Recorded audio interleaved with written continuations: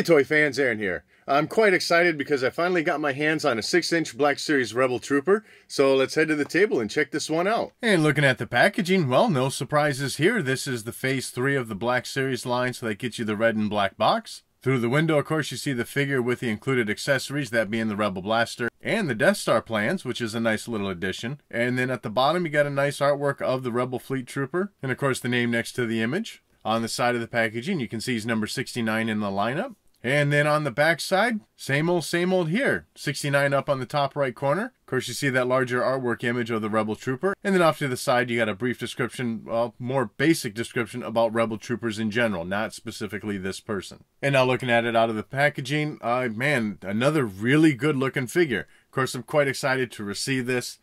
You know, your army builder type figures are always good to have. Looking in on the head sculpt, and we'll start with the helmet. I know it could probably be more considered an accessory, but I mean, it is what completes the look of the Rebel Trooper, so I'm starting with that. But helmet sculpting, looking really good, very representative of what was seen on the screen. I mean, it's pretty basic. It's just this kind of ovalish looking smooth helmet, black visor or something painted in on front. If it's a visor, I mean, we never saw it down, but anyways, black's looking really good. One thing I will say real quick before it spins out of the shot, that bottom right edge on mine, along that white edge in there, it's like a little chip on there or something. You know, if you ever did model cars or something and broke those pieces off, that little, you know, plastic bar that held it all together, it's kind of what it looks like. Pretty small. I don't know if that's something that's going to be seen on everyone's or not, but I don't know, still pretty minor. Just calling it out, something to look for on yours maybe. Otherwise though, the overall hue of this helmet does have, like, it seems like a little bit of pink in there, so it's not totally this straight bright white. Depending on the light you're under, that might be exaggerated a little more or less. Otherwise, you got this antenna that's off to the left side of the helmet. You're right as you look at it. That is a separately sculpted piece and then attached on. And that white, of course, is looking very white, that little box that the antenna is attached to. Silver painting's looking pretty good. And then, of course, he's got that chin strap, black chin strap. Nice little vertical lines running along that chin strap with some white at the chin area. Fits very nicely on the figure, as you can see. No problem with it staying on the chin itself. And now sliding that helmet off, giving us a better look at the sculpt underneath that helmet.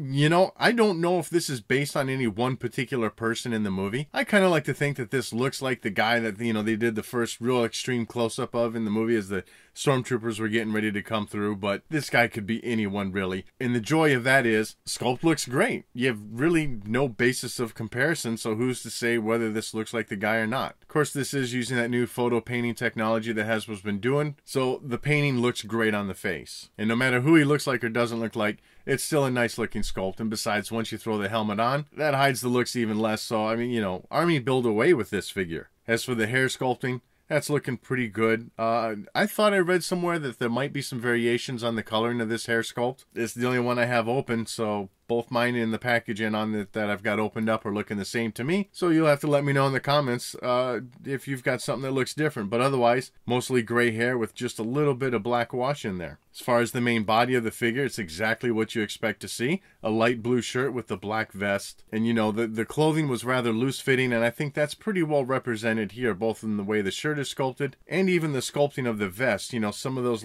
pockets just have a little bit of sag to them and stuff. As you look at the back of the vest, certainly a lot of draping, some sagging along these little pockets at the bottom of the vest, also in the back. And the vest even sits nicely underneath the collar of the shirt. And of course, the vest is removable. If you wanted to peel that off, you can go right ahead and do that. But detail and sculpting throughout all of this is just looking really good. On just the front edges of this vest towards the top, you're going to see what's kind of reflecting back in the light as maybe white or something. I just got some sort of scuff mark or something going on here.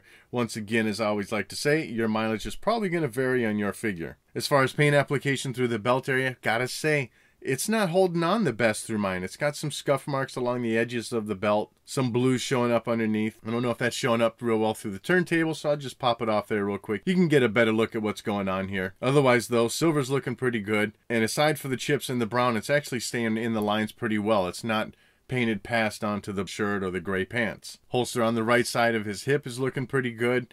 Nice little leather detailing in there, sculpted in. And then for the pants, well, while we're still at this top area, unfortunately, one little drawback for me is that the hip area of this figure is a very different color gray plastic than the rest of the pants. And that was a pretty standout thing for me. That's the first thing I noticed when I opened this up, is not the best color matching there. Otherwise, though, the rest of the pants are certainly what you expect to see. Some good sculpting of some saggy pockets on each side of the thigh. Just lots of wrinkles molded in there. And then getting down to the bottom part, black boots. Sculpting's looking pretty good there. As far as articulation, you're going to be able to spin that head 360 degrees, but unfortunately, just not a lot of movement otherwise for moving that head side to side and for even nodding up and down. It's the length of the hair, the way the chin comes down as low as it does and as far back, pretty much just keeps that all locked into position there. At the shoulder area, of course, you got your 360 degree swivel.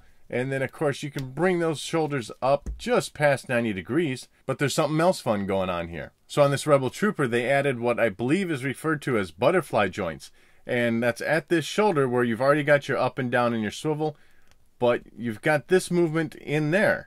And really with that is just a great range of motion with the vest off. You'll see when I put the vest on that it does hinder that movement, but, you know, you get a great range of motion because that is added in there. And, you know, if for whatever reason you wanted your arms to go so far back, you know, you certainly could. So nice little addition there. But as you can see, once you get that vest on, that range of motion just becomes quite limited once again. You know, I'm struggling to get these arms even crossed over one another. So cool overall that they added this. I hope they do this to other figures. I believe they've done it to figures in other lines. So I don't think this is anything new to toys itself, but certainly a first for the Black Series line. Otherwise, though, you're able to get your elbows straight out. And then, of course, a good bend, range of motion in there.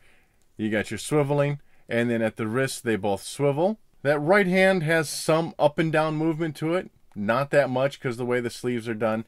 And his left hand, side to side motion there. As for the waist articulation, I'm not getting a full 360 degrees, but I think that's quite all right. I mean, this is about what you would expect to get anyways, and you do get some amount of crunching forward and leaning back. Your legs are going to split out about so far, coming forward pretty much straight out, a little bit back if you wanted them to. The top of the thigh, of course, you got your twisting in there.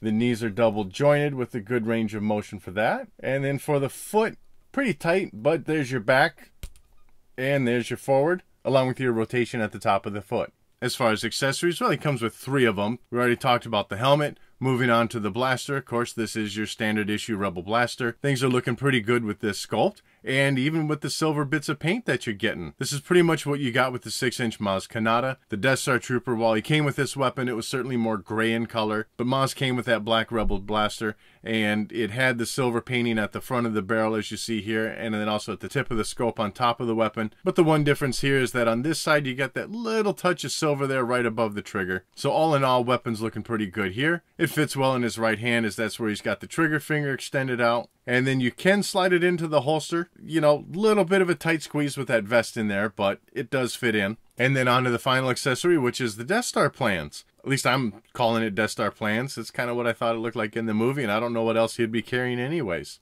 Sculpting to this is looking really nice. I mean, it's a small piece, but you do have some tiny lines, you know, circular lines sculpted in on this gold piece here. And I don't know, maybe like little schematic circuit board lines or something painted in there. Other side, you got some same little faint black lines and whatnot sculpted in, or painted in rather. But otherwise, you know, it's a neat looking little piece of plastic. Kind of a fun addition to get with this figure, bridging both movies, Rogue One and A New Hope. And you can slide that into his left hand. He can hang on to it. You can have him hand off the plans to the princess, whatever you like. So overall, this really is a good looking figure. I know the belt on mine is not the best with the chips in there, but that's going to vary for everyone, I'm sure. Probably just a little bad luck on my part, but it is what it is, and that vest is going to cover it up pretty well anyways on my shelf, so no big deal to me. Otherwise, though, the rest of this figure is certainly looking pretty good. I really do like that new articulation in the shoulder area, and I hope that's something they do on more figures. I'd like to see that used more often. I like the way it works here. Unfortunately, the vest just hinders that movement with this figure. And that wraps up this look at the Rebel Trooper. As always, I'd love to know what your thoughts are on this figure in the comment section below,